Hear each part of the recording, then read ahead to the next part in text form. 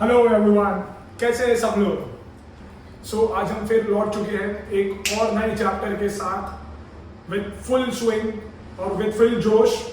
And मेरे को सिर्फ आपको इतना बताना है जो मैं हर वीडियो में बता रहा हूँ कि आपके मैथ्स की बोर्ड की एग्जाम के लिए दिन रह गए हैं सिर्फ 4। आई होप कि सब लोग बड़ी जोरों से प्रैक्टिस कर रहे हैं।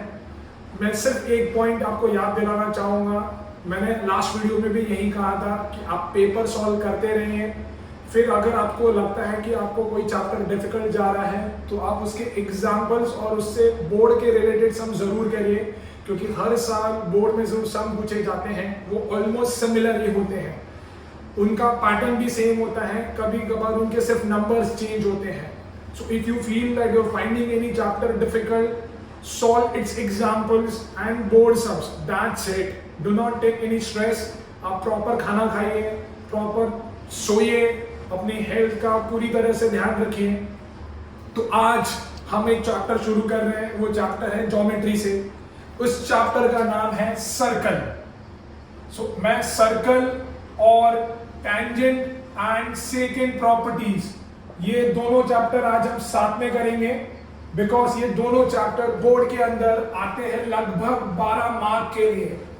यस, ये दोनों चैप्टर बहुत ही इंपॉर्टेंट है, because in the board exam it comes for almost 112 marks. तो बहुत ही ज्यादा मार्क्स होते हैं ये। तो हमने अगर ये दोनों चैप्टर को मास्टर कर लिया देन वो 12 मार्क, जैसे मैं हमेशा कहता हूँ, होंगे हमारे जेब के अंदर। ठीक है, तो हमें ये चैप्टर शुरू करने के पहले, सिंस हम सिर्फ इंपॉर्टेंट सम ही सॉल्व करने वाले हैं, तो हम सारे जितने भी कंसेप्ट हैं वो एक साथ में हम पहले एक्सप्लेन कर लेंगे। उसके बाद हम उस कंसेप्ट से रिलेटेड थोड़े सम्स करेंगे और फिर हम देखेंगे कि आपको ये चैप्टर कितना आता है। Alright, so let's start with circle and tangent and secant properties. तो सर्कल का जो सबसे बेसिक रूल होता है, अभी you can not expect me to tell you what is circle, what is radius, what is diameter and what is chord. Obviously we all know about it, we have studied in 9th standard, right? So we'll talk about those topics which are not discussed in the earlier standard. So the very first topic is known as arc of a circle. So बच्चा लोग, what is arc of a circle? arc का मतलब ही होता है part of a circle, मतलब circle का एक हिस्सा। For an example, if this is a circle and if I cut this part out, अगर मैं ये वाला पार्ट कट करके यहाँ पे बाहर लेके आता हूँ, तो ये जो छोटा सा पार्ट मैंने कट करा है उसको बोलते हैं आर्क ऑफ अ सर्कल। क्योंकि मैंने बोला आर्क का मतलब क्या होता है, पार्ट ऑफ अ सर्कल। ठीक है, तो अपना जो आर्क होता है वो जनरली 2 कैपिटल अल्फाबेट या तो 3 कैपिटल अल्फाबेट से रिप्रेजेंट होता है। For an example, if I have to name this arc, so this arc can be named as arc AXB. This arc can be named as arc AXB. तो arc जो होते हैं वो name होते हैं या तो आर्क AXB से, या तो मैं उसको नेम करूंगा arc AB. As I said, arcs can be named by 3 capital alphabets or by 2 capital alphabets. समझ में आ रहा है? तो आर्क का मतलब मैंने क्या बोला, part of a circle. Circle का कोई भी एक टुकड़ा निकाल के बाहर रखो, उस टुकड़े को हम बोलेंगे आर्क। आर्क को मैं 3 कैपिटल अल्फाबेट से रिप्रेजेंट करूंगा या तो 2 कैपिटल अल्फाबेट से रिप्रेजेंट करूंगा। आर्क होते 2 टाइप के हैं बच्चा लोग, आर्क होते 2 टाइप के हैं, एक होते हैं माइनर आर्क और एक होते हैं major arc. One is known as minor arc and other is known as major arc. Again I don't have to tell you what is minor and what is major. Minor means which is smaller in size, major means which is bigger in size, right? So can we say that this arc AXB, this arc AXB is my minor arc, and यहाँ पे मैंने और एक alphabet दे दिया, तो can I say that this arc AYB is nothing but my major arc. तो ये जो आर्क AYB है वो मेरा मेजर आर्क बना और ये जो आर्क AXB है वो मेरा माइनर आर्क बना। है ना? So with this logic and in the same diagram, can I say that every minor arc has its corresponding major arc? मतलब corresponding का मतलब हिंदी में होता है लग के. corresponding का मतलब हम ये काफी वर्ड यूज करेंगे. corresponding, तो corresponding का मतलब हिंदी में होता है लग के, लग के. So I'm saying that there is a major arc corresponding to every minor arc. मतलब हर एक माइनर आर्क को लग के उसका एक मेजर आर्क होता है. अगर मैंने ये माइनर आर्क पकड़ा है तो उसको लग के हमेशा एक मेजर आर्क होगा ही होगा. एग्जांपल देता हूं, जैसे कि समझो मैंने यहाँ पे बहुत सारे आर्क्स बनाए हैं. ये है आर्क AXB, ये है आर्क BYC और ये है आर्क CZA. तो अगर मैं इस माइनर आर्क के बारे में बात कर रहा हूं AXB, तो उसको लग के मेजर आर्क कौन सा होगा बच्चा लोग? ये होगा. तो इसको नेम तुमको करना है तो तुम कैसे भी कर सकते हो. नेम इट एज AZB और नेम इट एज ACB और name it as AYB. It is तुम्हारी मर्जी, इट इज योर विश. तो तुम कैसे भी नाम दे सकते हो. If I consider this arc BYC, तो ये मेरा माइनर आर्क है, तो इसको लग के मेरा मेजर आर्क कौन सा होगा? It will be this one, it will be this one. तो इसको भी तुम नेम कैसे भी कर सकते हो. समझ में आ रहा है? तो मेरा बोलने का मतलब है कि हर एक माइनर आर्क के करस्पॉन्डिंग एक मेजर आर्क होगा ही होगा. If there is a minor arc, then ऐसा होगा ही नहीं कि उसका मेजर आर्क नहीं हो. क्योंकि भैया अगर तुम नोटिस करो तो माइनर आर्क और मेजर आर्क को जोड़ के ही तो एक सर्कल बना है. ये पूरा मेरा मेजर आर्क है और ये इतना सा मेरा माइनर आर्क है. तो दोनों को जोड़ के ही तो सर्कल बनेगा ना. तो हर एक माइनर आर्क को लग के हमेशा एक मेजर आर्क होगा ही होगा. समझ में आ रहा है ना? तो ये था छोटा सा इंट्रोडक्शन आर्क के बारे में. अभी हम आगे बढ़ते हैं. आर्क के बाद जो दूसरा इंपॉर्टेंट टॉपिक है, so let's see what is central angle. As I said, so हम लोग बात करते हैं अभी सेंट्रल एंगल के बारे में कि भैया सेंट्रल एंगल क्या है. ठीक है, अज्यूम करते हैं भैया, अज्यूम करते हैं कि हमारा एक सर्कल है और ये उसका सेंटर है O. बड़ा सिंपल है यार. The name itself says central angle, मतलब ऐसा एंगल जो सर्कल के सेंटर पे फॉर्म होगा. ऐसा एंगल जो सर्कल के सेंटर पे फॉर्म होगा. बनाएगा कौन उसको? दो रेडियाई. जब दो रेडियाई आके सेंटर पे मिलेगी तो अब वहां पे बनेगा उनके बीच में सेंट्रल एंगल. जैसे कि एक रेडियाई आई यहां से, एक रेडियाई आई यहां पे, तो ये जो एंगल बना है, ये जो एंगल बना है, इस एंगल को बोलते हैं सेंट्रल एंगल. इस एंगल को बोलते हैं सेंट्रल एंगल. तो अगर मैं इस रेडियस को नाम दूं OA और उसको नाम दूं OB, तो OA और OB एक दूसरे को इंटरसेक्ट कर रहे हैं, या तो एक दूसरे को मिल रहे हैं at this point O, which is nothing but the centre. तो इस जगह पे इन दोनों के बीच में, इस जगह पे इन दोनों के बीच में जो एंगल फॉर्म हो रहा है उसको हम लोग बोलते हैं सेंट्रल एंगल. तो बच्चा लोग, what is central angle? The angle which is formed at the center of the circle is known as central angle. ऐसा एंगल जो सर्कल के सेंटर पे फॉर्म होगा उसको हम बोलेंगे सेंट्रल एंगल. समझ में आ रहा है? सिंपल है ना? आगे बढ़ते हैं ना, फिर टाइम नहीं है अपने पास, आगे बढ़ेंगे. तो ये तो था सेंट्रल एंगल बच्चा लोग. सो अभी देखते हैं हम लोग angle at the circumference. Angle at the circumference, angle at the circumference. तो भाई लोग, सर्कमफरेंस का मतलब क्या होता है? सर्कमफरेंस मतलब अगर मेरा ये सर्कल है तो ये जो बॉर्डर है उसको हम लोग सर्कमफरेंस बोलते हैं, है ना? तो अगर कोई एंगल सर्कल के सर्कमफरेंस पे ही फॉर्म हो रहा है, ऐसा let's say this is angle ABC, let's say this is angle ABC, तो इस एंगल ABC को मैं बोलूंगा एंगल एट द सर्कमफरेंस. जो भी एंगल के सर्कमफरेंस पे फॉर्म होता है, जो भी एंगल सर्कल के सरकमफरेंस पे फॉर्म होता है उसको हम लोग बोलते हैं एंगल एट द सरकमफरेंस। ना अगर मैं यहां पे आपको बात पूछूं कि ये जो एंगल एबीसी है ये कोई आर्क को कट कर रहा है क्या? अभी तो मैंने पढ़ाया था आर्क क्या होता है। आर्क मतलब पार्ट ऑफ अ सर्कल, वो सर्कल का पार्ट याद है वो कट करके मैंने साइड में निकाला था, that is arc of a circle. तो अगर मैंने यहाँ पे पूछा कि ये एंगल एबीसी जो है वो कौन से आर्क को कट करेगा, तो कट कौन सा आर्क को कर रहा है? देखो ना ये एंगल, ये आर्क एसी, क्योंकि अगर मैं इसकी साइड्स को एक्सटेंड करूं तो कहना इसे वो इस आर्क को कट कर रहा है, एसी को। Agreed? Coming back to this central angle as well. Here if I ask you that this angle AOB is intersecting which arc, कौन से आर्क को इंटरसेक्ट कर रहा है? तो देखो ना कौन से आर्क को इंटरसेक्ट कर रहा है?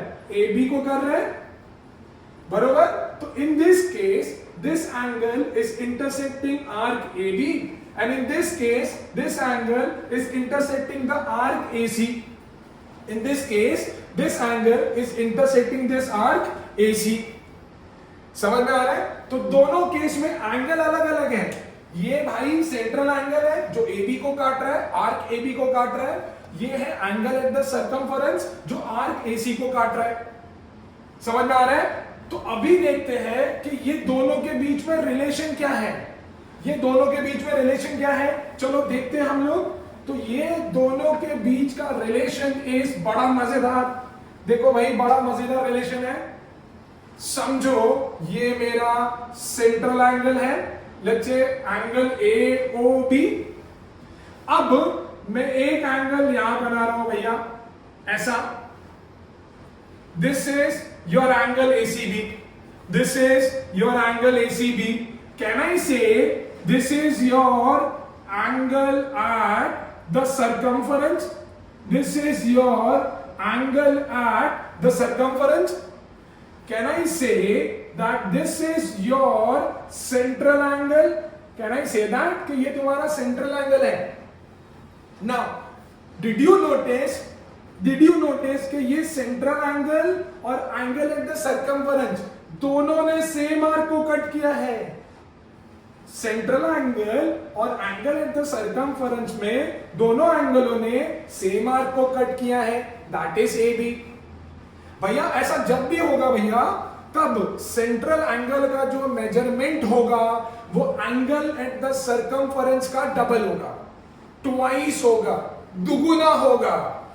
समझ में आ रहा है क्या बोल रहा हूं? जब सेंट्रल एंगल और एंगल एट द सर्कमफरेंस दोनों सेम आर्क को कट करेंगे तभी सेंट्रल एंगल का जो मेजरमेंट होगा वो ट्वाइस होगा एंगल एट द सर्कमफरेंस पे। तो इसको लिखेंगे कैसे? अभी मैंने क्या बोला? Central angle. सेंट्रल एंगल का नाम क्या है बच्चा लोग? That is angle AOB। मैंने बोला this angle is twice of angle formed at the circumference, twice of, maths में ऑफ का मतलब होता है multiplication, twice of angle formed at the circumference. Circumference में कौन सा एंगल बना? दिस एंगल, इसका नाम क्या था? Angle ACB। So that is twice of angle ACB, angle ACB। तो यहां से मुझे रिलेशन पता चला कि central angle will always be twice of angle formed at the circumference only and only if both intersect the same arc। अगर दोनों ने सेम आर्क को काटा तो central angle will be twice of angle at the circumference. पर life इतनी simple नहीं है ना भाई, हमेशा इतना सिंपल डायग्राम थोड़ी आएगा कि एकदम विजिबल हो जाएगा कि अरे भाई ये तो सेंट्रल एंगल है, ये एंगल एट द सर्कमफरेंस है, चलो भाई एक दूसरे के हाफ है। इतना सिंपल नहीं होगा। देखो कॉम्प्लिकेट करके ऐसा भी आ सकता है। समझो कि ये मेरा सेंट्रल एंगल है AOB, मैंने यहां पे एक पॉइंट ले लिया P। तो अभी उन्होंने बोला है कि भैया ये तुम्हारा 80 डिग्री है, फाइंड दिस एंगल। अभी तुम बोलोगे सर आपके पहले एग्जांपल में तो दोनों एंगल एक दूसरे के ऊपर ही थे, तो शायद वो कंसेप्ट सिर्फ इसी केस में लगेगा, इसमें तो लगेगा नहीं। मैंने अभी बोला कि ये सिर्फ तभी एप्लीकेबल है जब सेंट्रल एंगल और angle at the circumference same arc को कट करे। तो फिर मैटर ही नहीं करेगा कि एंगल एट द सर्कमफरेंस कहां पे फॉर्म हो रहा है। दो सेंट्रल एंगल का पोजीशन तो फिक्स है, वो तो हमेशा सेंटर पे ही बनेगा, पर इस एंगल का पोजीशन फिक्स नहीं है। तो तुमको हर बारी ये देखना पड़ेगा कि क्या वो दोनों एंगल सेम आर्क को कट कर रहे हैं। इस केस में देखो, ये मेरा सेंट्रल एंगल है AOB, ये कट कर रहा है आर्क AB को। ये मेरा एंगल एट द सर्कमफरेंस है APB, ये भी मेरा AB को कट कर रहा है। तो जैसे मैंने बोला कि अगर सेंट्रल एंगल और angle at the circumference same arc को कट करेंगे तो central angle should be twice of angle at the circumference. तो भैया अगर ये 80 है तो ये उसका हाफ होगा ना। अगर सर्कमफरेंस वाला एंगल सेंट्रल एंगल का ट्वाइस है कि हाफ है, क्या है, मैं क्या बोल रहा हूं, तुमको समझ में आ रहा है। मैंने बोला angle at the centre is always twice of angle at the circumference. तो उल्टा क्या होगा, उल्टा ये होगा कि angle at the circumference will always be half of angle at the centre. तो ये 80 बना तो ये 40 बनेगा, अगर ये 80 बना तो ये 160 बनेगा, अगर ये 100 बना तो ये 50 बनेगा। So you have to remember this कि भैया सेंट्रल एंगल जो होगा, सेंट्रल एंगल जो होगा it will be twice of angle at the circumference. तो इस चैप्टर में जो पहला टेक अवे पॉइंट है that is that angle at the centre, angle at the centre is twice of angle at the circumference if क्या, मैंने क्या बोला, if they intersect the same arc, if they intersect the same arc, अगर वो same arc को cut कर रहे हैं तो central angle will be twice of angle at the circumference. ठीक है, रेफरेंस के लिए हम डायग्राम बना लेते हैं भैया, रेफरेंस के लिए हम डायग्राम बना लेते हैं। ये बनाया मैंने मेरा सर्कमफरेंस वाला एंगल, ये बनाया मैंने मेरा central angle, this is A, this is B, this is C। तो यहां से मेरे को क्या मिला, that angle AOB is twice of angle ACB। ये मेरे इस चैप्टर का पहला थ्योरम है जो ऑलमोस्ट हर सम में मैं यूज करने वाला हूं, ऑलमोस्ट हर सम में। समझ आ रहा है पक्का? Good. So moving on to next concept which states that angle formed by a diameter, angle formed by a diameter। भैया हम सबको पता है कि डायमीटर होती क्या है। डायमीटर एक ऐसी लाइन सेगमेंट होती है सर जो सर्कल से शुरू होती है, सर्कल पे खत्म होती है और वो सर्कल को दो इक्वल हाफ में डिवाइड करती है, दो इक्वल हाफ में डिवाइड करती है, दैट इज अ डायमीटर। पर ये वाला कंसेप्ट बोलता है कि डायमीटर के हेल्प से कभी भी कोई भी एंगल बनेगा तो वो हमेशा 90 डिग्री होगा। The angle formed with the help of a diameter is always of 90 degree. ठीक है, लेट्स सी दैट। देखो मैंने यहाँ पे एक एंगल बनाया ऐसा, तो ये जो एंगल बना है, let's say this is angle ACB, तो ये जो एंगल बना है this will B of 90 degree. तो इसमें मेरे को बच्चे अक्सर क्वेश्चन पूछते हैं कि सर आइडेंटिफाई कैसे करें सर कि वो डायमीटर ने बनाया है। अरे भैया अगर डायमीटर तुमको क्वेश्चन में दी हुई है तो उसका सबसे सामने वाला एंगल जो होगा वो 90 डिग्री होगा, बट इसमें भी एक अंडरलाइन वर्ड है, बट इस एंगल की दोनों साइड जो होंगी it should touch the end points of diameter. इस एंगल की जो दोनों साइड होगी it should touch the end points of this diameter, otherwise it will not be of 90 degree. जैसे कि मैंने एक एंगल यहां बनाया और यहां पे ही बेचारा आके मर गया, ठीक है, वो यहाँ पे आके ही मर गया, तो क्या ये 90 डिग्री होगा? आना सर, होगा ना। अभी तो आपने बोला कि डायमीटर के सामने वाला एंगल 90 डिग्री होता है। अरे भैया, और उसके बाद मैंने और एक लाइन बोली, मैंने बोला कि डायमीटर के सामने तो वो होना चाहिए, बट उसके दोनों एंड जो होंगे, उनके दोनों जो आर्म्स होंगे, वो डायमीटर को टच करने चाहिए, उस डायमीटर के एंड पॉइंट्स को टच करने चाहिए। यहां पे इस एंगल पे एक आर्म ने इसको तो टच किया, पर क्या इसको टच किया? नहीं किया, तो ये 90 डिग्री नहीं होगा। It is not a 90 degree, तो ये 90 डिग्री नहीं होगा।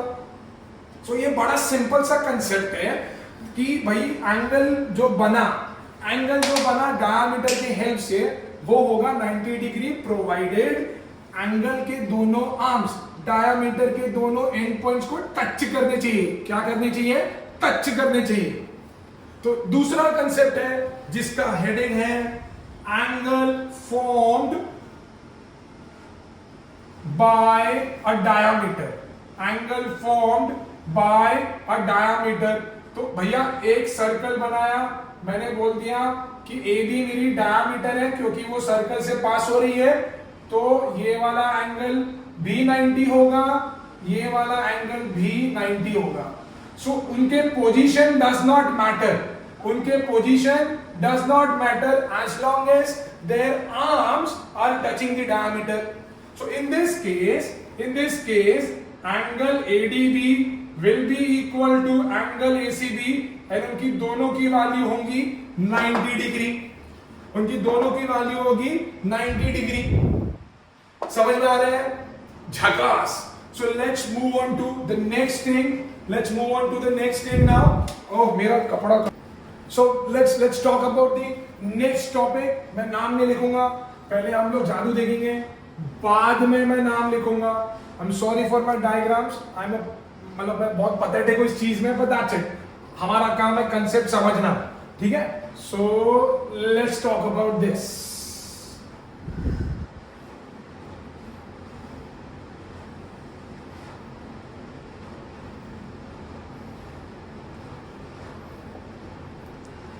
सर ये स्टार क्या बनाया आपने? सर ये तो एकदम स्टार लग रहा है। अरे स्टार ही तो है, देखो।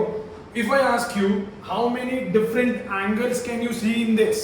How many different angles can you see in this? So I would say majorly I would say 8, 2, this is 1, this is 2, this is 3 and this is 4. Alright, these are the major angles which I want to talk about now. So if you can notice carefully, all these different angles are intersecting the same arc. Can you see that? Anybody? कोई बता सकता है मुझे? सारे के सारे angles same arc को cut कर रहे हैं, ठीक है? चलो मैं ही बता देता हूं, सारा काम मुझे ही करना पड़ता है। तो ये आर्क दिख रहा है सबको, AF। ये सारे के सारे एंगल्स जो है वो सेम आर्क को कट कर रहे हैं। जब भी ऐसा होता है, when different angles intersect the same arc, in that case their measurement will be same. उस केस में उनकी वैल्यू सेम होगी। काहे? बिकॉज उनके सारे मेजरमेंट सेम इसीलिए होंगे क्योंकि उन्होंने सेम आर्क को कट किया है। रूल है if all the angles are intersecting the same arc, then all those angles का value will be same. So if I say that this angle is of 40 degree, so all these angles will be of the same measure, that is of 40 degree. कोई पूछेगा ना क्यों, तो बोलेगा भैया क्योंकि वो सारे के सारे सेम सेगमेंट को कट कर रहे हैं, सेम आर्क को कट कर रहे हैं, इसीलिए उनका वैल्यू सेम है। और इस कंसेप्ट को हम बोलते हैं angles in the same segment, angles in the same segment. So according to that or this logic, if different angles intersect the same arc, then their measurement will be same. तो उस case में उनका measurement जो होगा वो same होगा, ठीक है? तो ये डायग्राम तो मैंने काफी बड़ा बना दिया क्योंकि बहुत सारे कंसेप्ट हैं। तो पहले हम कंसेप्ट से रिलेटेड एक डायग्राम बना देते हैं। सो भैया दिस इज एक angle, this is second angle, A B C and D. यहां पे can I say that angle A B C, that means this is equal to angle ADC. This is this angle because both are intersecting which arc बच्चा लोग AC. At the same time, if you had noticed कि angle BAD will also be same as angle BCD. ये जो दोनों angle होंगे वो ये दोनों से इक्वल होंगे क्योंकि ये दोनों एंगल ने BD को काटा है। तो हमें थोड़ा अलर्ट रहना पड़ेगा, दिमाग को ठंडा रख के खुला भी रखना पड़ेगा, तभी जाके हम ये आंसर कर पाएंगे।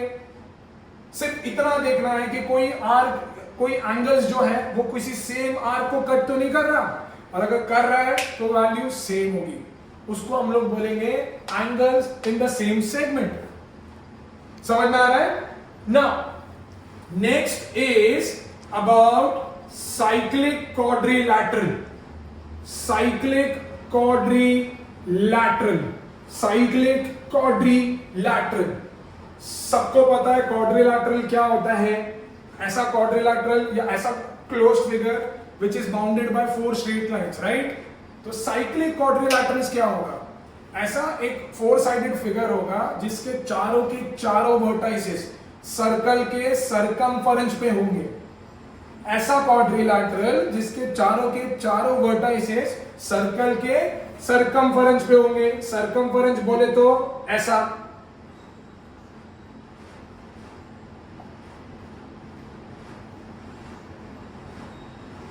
And it does not have any specific shape. जैसे हमारे स्क्वायर का, ट्रेपेजियम का, पैरेललोग्राम का, रोम्बस का एक स्पेसिफिक शेप होता है, वैसा साइक्लिक क्वाड्रिलैटरल का कोई शेप नहीं होता। उसकी सिर्फ एक ही क्राइटेरिया होती है कि उसके चारों वर्टाइसेस जो है वो सर्कल के सरकमफेरेंस पे ही होने चाहिए। बस अगर वो चारों वर्टाइसेस सर्कल के सरकमफेरेंस पे है तो वो बन जाएगा साइक्लिक क्वाड्रिलैटरल। और साइक्लिक क्वाड्रिलैटरल की दो प्रॉपर्टी है। साइक्लिक क्वाड्रिलैटरल की दो प्रॉपर्टी है। प्रॉपर्टी नंबर 1 बोलती है कि उसके ऑपोजिट एंगल्स जो होते हैं वो सप्लीमेंट्री होते हैं।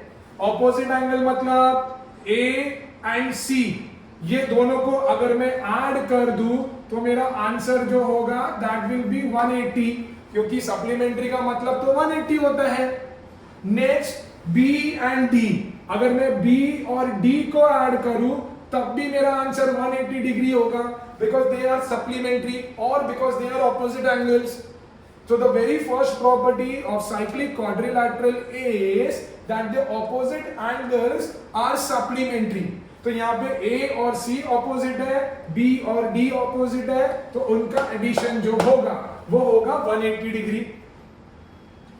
प्रॉपर्टी नंबर 2, उसकी एक और प्रॉपर्टी है, वो प्रॉपर्टी बोलती है, अज्यूम करते हैं भैया, अज्यूम करते हैं कि मैंने इस लाइन को एक्सटेंड कर दी अप टू E, तो कैन वी से ये एंगल जो बना DCE वो एक एक्सटीरियर एंगल है। तो ये जो एक्सटीरियर एंगल होगा that will be equal to its opposite interior angle. मतलब साइक्लिक क्वाड्रिलैटरल का जो एक्सटीरियर एंगल होगा वो उसके ऑपोजिट इंटीरियर एंगल से सेम होगा। सर हमको कैसे पता चलेगा कि आप क्या बोल रहे हो? तो मैं यहां पे लिख देता हूं कि exterior angle is equal to its opposite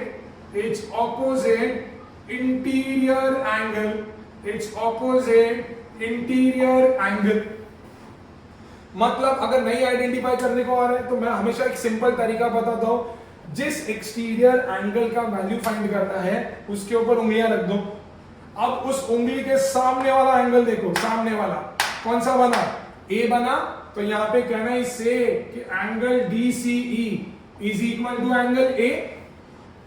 भैया चलो एक काम करते हैं कि यहां पे भी एक एक्सटीरियर एंगल बना देता हूं, लेट्स से ये F है, तो ये एंगल ABF बना। तो ये जो एंगल ABF होगा वो किससे इक्वल होगा? चलो उंगलियां रख दी, सामने कौन सा एंगल है? D। तो कहना इसे कि angle ABF will be equal to angle D। Clear है? तो ये इस चैप्टर सर्कल के कुछ मेजर कंसेप्ट्स हैं जो अपने को पता होने चाहिए। सबसे पहले हमने बात की that angle at the centre is twice of angle at the circumference if they intersect the same arc. यहाँ पे यू कैन सी AOB और ACB दोनों AB को काट रहे हैं, तो AOB का value will be twice of ACB। फिर मैंने बोला angle formed by a diameter, मैंने बोला angle formed by a diameter will always be of 90 degree. AD मैंने डायमीटर बोली, उसके सामने वाला एंगल मैंने बोला जनरली डायमीटर के सामने वाला एंगल 90 डिग्री होता है, पर उस एंगल के दोनों आर्म्स किसको टच करने चाहिए? डायमीटर के एंड पॉइंट्स को टच करने चाहिए। तो एंड पॉइंट्स को टच किया तो that is why it is 90 degree, तो ये दोनों एंगल 90 डिग्री होंगे। फिर हमने बात की angles in the same segment के बारे में। यहां पे हमने बोला कि अगर कुछ एंगल्स या बहुत सारे एंगल सेम आर्क को कट करते हैं तो उनकी वैल्यू सेम होगी। If you can see angle ABD मतलब this angle and angle ADC मतलब दिस एंगल, ये दोनों एंगल AC को कट कर रहे हैं, इसीलिए ये दोनों का वैल्यू सेम है। जैसे मैंने लिखा है similarly angle BAD that means this angle and angle BCD that means this angle, ये भी दोनों सेम आर्क को कट कर रहे हैं BD, इसीलिए वो भी इक्वल होंगे। हमेशा ब्रैकेट में रीजन लिखेंगे angles in the same segment. Last topic was cyclic quadrilateral. Simple था, मैंने बोला ऐसा क्वाड्रिलैटरल जिसके चारों वर्टाइसेस सर्कल के ऊपर है या सर्कल के सर्कमफरेंस पे है, उसको बोलते हैं साइक्लिक क्वाड्रिलैटरल। दो प्रॉपर्टी थी उसकी, पहली opposite angles are dash supplementary, दूसरा exterior angle is always equal to its opposite interior angle, मतलब साइक्लिक क्वाड्रिलैटरल का जो एक्सटीरियर एंगल होगा that will be equal to its opposite interior angle. तो भैया this will be equal to this, मैंने बोला ना उंगलियां रख दो, इस उंगली के सामने वाला एंगल ये, इस उंगली के सामने वाला एंगल ये, तो ये विल बी इक्वल टू ये एंड ये दोनों इससे इक्वल होंगे, तो this is equal to this and this is equal to this. Clear है? तो ये मेजरली मेरे सर्कल चैप्टर के कंसेप्ट को क्लियर करता है। आई वुड रिकमेंड कि आप अच्छे से वीडियो को पॉज करो और अच्छे से कॉपी करो, because I always told you कि कभी भी कोई भी चैप्टर प्रैक्टिस करेंगे तो very first thing you all should do is on the very first page you should write down all the necessary formulas. उससे क्या होता है, सारा चैप्टर रिवाइज हो जाता है एंड उसके बाद स्टार्ट सॉल्विंग इट। तो अगर आपने एक पेज पे सारे फॉर्मूलेस लिख दिए तो आपका सारा चैप्टर रिफ्रेश हो जाता है और उसके बाद आप जब सम सॉल्व करोगे तो आपको सारे फॉर्मूलेस रिकलेक्ट होने लगेंगे फटाफट। ठीक है? तो अभी अगर आपको प्रैक्टिस करना है तो आप ये सारे फॉर्मूलेस लिख लो।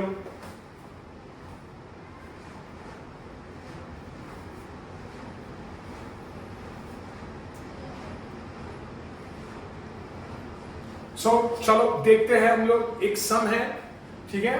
Now I will read the sum क्या है ना, उन्होंने बोला है in the given figure AB is the diameter. AB क्या बोला है बच्चा लोग? AB जो है एक डायमीटर है। फिर उन्होंने बोला है कि AC और BD जो है वो आपस में इक्वल है। So we have to find the following angles. Angle AOC दे के रखा है कि वो 72 है, तो मेरे को फाइंड करना है एंगल ABC। ये वाला एंगल मुझे फाइंड करना है। BAD मुझे ये वाला एंगल फाइंड करना है।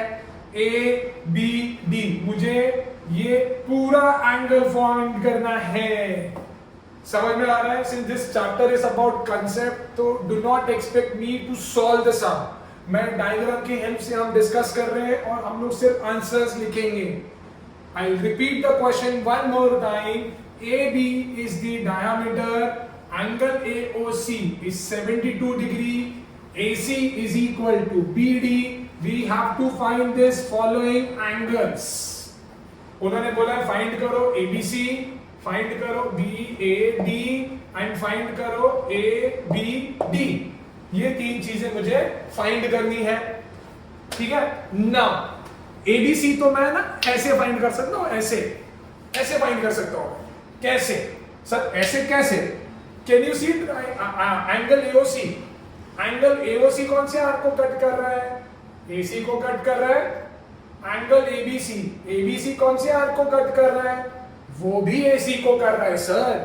तो एंगल AOB बना मेरा एक सेंट्रल एंगल, वो मेरा सेंटर है। ABC बना angle at the circumference.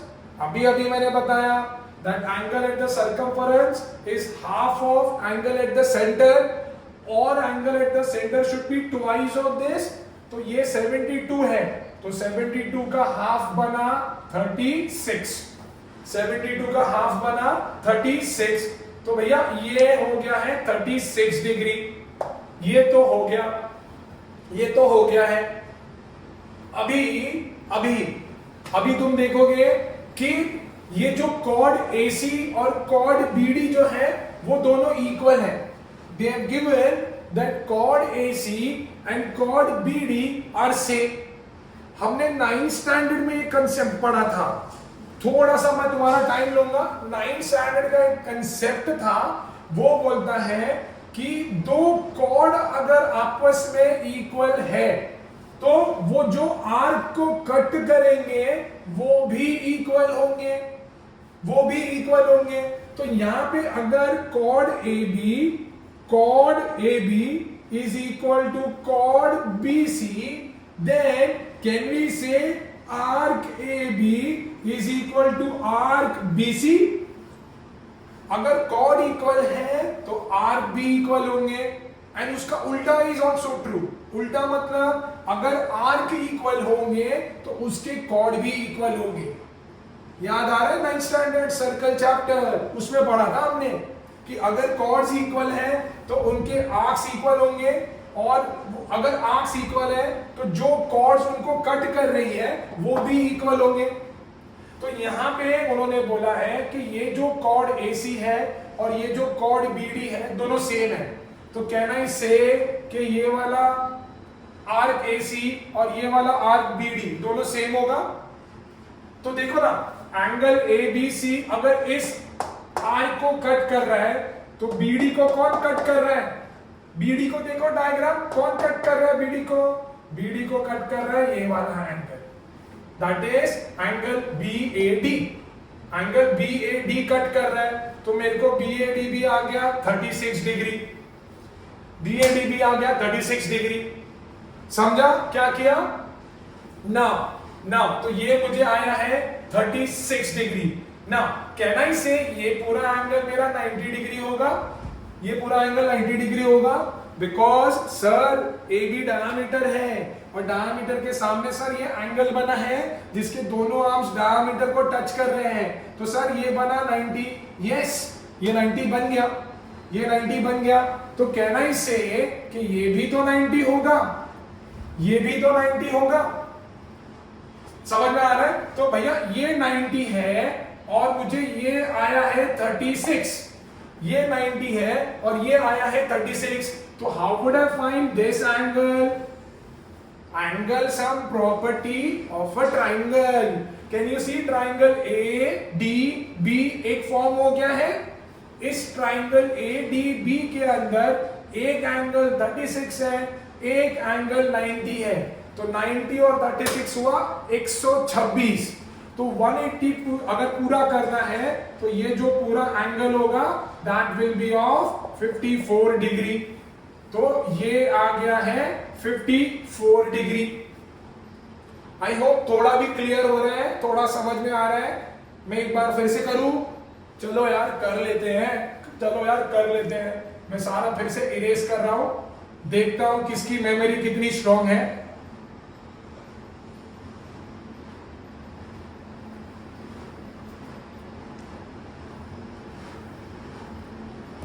Okay, so again I'm revising the question.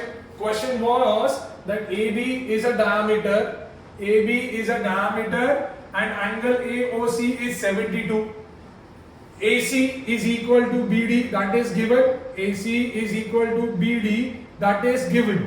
ठीक है? So we have to find the following angles, that is angle ABC, this one, angle ABC find करना है, then angle BAD, BAD मतलब this one, and angle ABD, ABD मतलब this entire one. So when we started, I said that angle AOC is a central angle which is intersecting arc AC. Angle ABC is the angle at the circumference, which is also intersecting the same arc.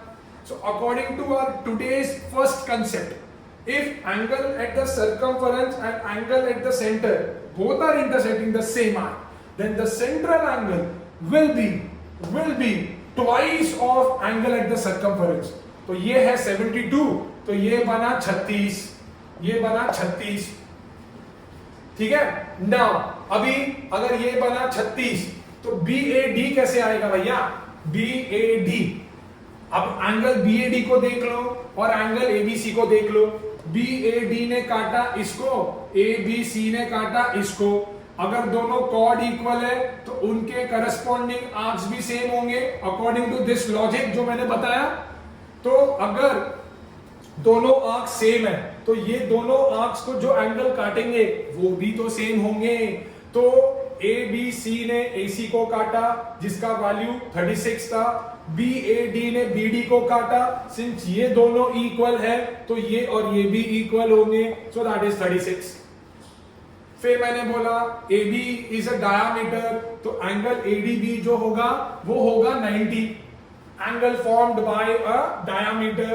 Now ADB एक triangle है, angle sum property लगाओ 180 degree का, ये 90 ये 36, 126 हुआ, तो ये जो पूरा होगा that will be 54 degree, that will be 54 degree and we are done. So it is all about concept. Once your concepts are clear, तुमको सिर्फ पेंसिल लेना है और तुम डायग्राम के अंदर ही सम सॉल्व कर सकते हो. बोर्ड में जब क्वेश्चन आया अगर कंसेप्ट क्लियर है तो हम पेंसिल से ही सब कुछ सॉल्व कर सकते हैं. But do not write anything on the paper. Alright, please do not write anything on the paper, it is not allowed. Clear है? So let's move on to the next sum now. चलो let's move करते हैं next sum के ऊपर. ये एक question है, मैं रीड कर रहा हूं कि भैया इस ट्राइंगल के अंदर एंगल OAC जो है वो 32 डिग्री है. CD जो है this is D, sorry for my poor handwriting. CD जो है that is perpendicular to AB. So we have to find the values of X, Y, Z. We have to find the values of X, Y and Z. अगर classes में होते ना तो मैं हमेशा बोलता हूं कि I can solve this with the speed of light, but यहां पे मैं कर नहीं सकता, तो हमको लाइन बाय लाइन एक्सप्लेन करनी पड़ेगी. ठीक है, तो मुझे कुछ भी नहीं दिया हुआ है. Angle OAC is 32, CD is perpendicular to AB. Find the value of X, Y and Z. Guys, do you agree कि OA एंड OC एक दोनों रेडियाई है? OA और OC दोनों रेडियाई है एंड सर्कल की सारी रेडियाई आपस में सेम होती है. तो अगर मैं ट्राइंगल OAC कंसीडर करूं तो कहना इसे ये वाली साइड और ये वाली साइड सेम होगी. फिर अगर दो साइड सेम होती है तो उसके ऑपोजिट एंगल भी तो सेम होंगे. तो कहना इसे इसका ऑपोजिट एंगल इज दिस, इसका ऑपोजिट एंगल इज दिस, तो मतलब ये भी 32 डिग्री होगा. तो AOC एक ट्राइंगल बना जिसके दो एंगल अपने को पता है 32 और 32. तो can we find its third angle using angle sum property. So 32 मेरे को देगा 64, 180 से सब्ट्रैक्ट करो तो ये मुझे देगा 116. 180 माइनस 64 विल गिव यू 116. तो x की वैल्यू आ गई मेरे को. I now can you see angle AOC, which is a central angle, it is intersecting this arc AC. And can you see angle ABC? It is angle at the circumference. It is also intersecting the same arc AC. So angle at the circumference is twice of angle at the, उल्टा बोला मैंने, angle at the center should be twice of angle at the circumference. तो भैया ये 116, तो ये उसका आधा 58. और Z तो कितना सिंपल है, CDB एक ट्राइंगल है, ये 90, ये 58, कितना हो गया 90 और 58 148, 180 पूरा करो, दैट इज इक्वल टू 32। तो हो गया भाई, x का वैल्यू हो गया 116, y का वैल्यू हो गया 58 एंड z का वैल्यू हो गया 32। सिंपल, एकदम simple, it's like a cake walk, इतना सिंपल था। क्लियर है? झगास। तो चलो हम करेंगे आगे। चलो, तो आज का सेशन मुझे यही खत्म करना पड़ेगा because of some unavoidable circumstances. So हम कल फिर लौटेंगे with the part 2 of this chapter. Till then keep studying. इस वीडियो को लाइक करें, ठीक है, इसके ऊपर कमेंट करें अगर आपका कोई डाउट है, और सब्सक्राइब करें और शेयर तो हमेशा इतने करें कि आंख से ज्यादा फैलना चाहिए ये वीडियो, ठीक है। तो बने रहे हमारे साथ और प्रैक्टिस करते रहे। हम कल फिर लौटेंगे with the part 2 of this chapter. Thank you so much and keep